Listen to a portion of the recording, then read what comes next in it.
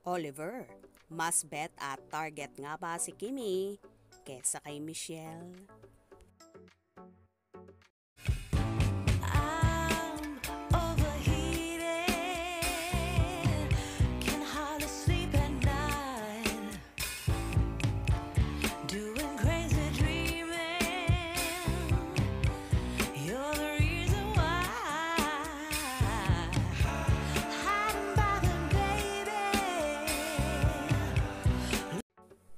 Bongga, may bagong naliling kay Kim Chiu ang kababayan niyang lawyer na si Attorney Oliver Mueller. Akala ko ito na ang magiging katapat ni Michelle D nang mag-guest sila sa especially segment ng It's Showtime. Pero hindi pala. Ang chika nag-unfollow na nga raw si Michelle kay Oliver. Ganon? Sa totoo lang, ka-look-alike talaga ni Piolo Pascual si Oliver. Kaya parang mas gwapo pa siya sa ibang mga aktor natin.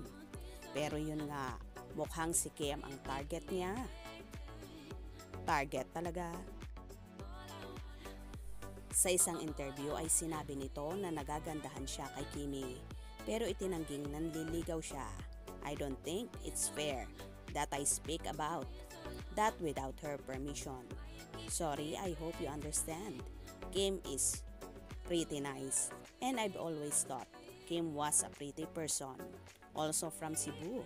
So I guess you can say that, he said.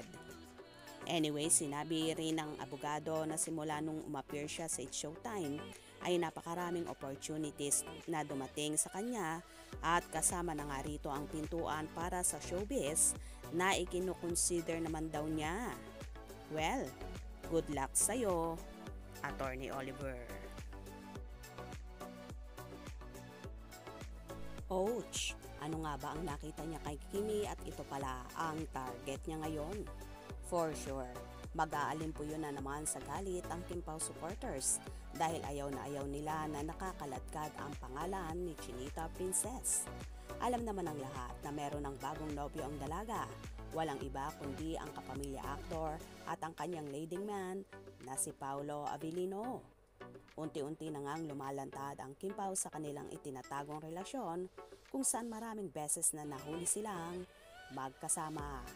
Like sa Balisan Island nung Holy Week. Nakita rin sila sa airport kung saan kumakaway si Kimi kay Paolo at nag-flying kiss pa ang aktor sa dalaga.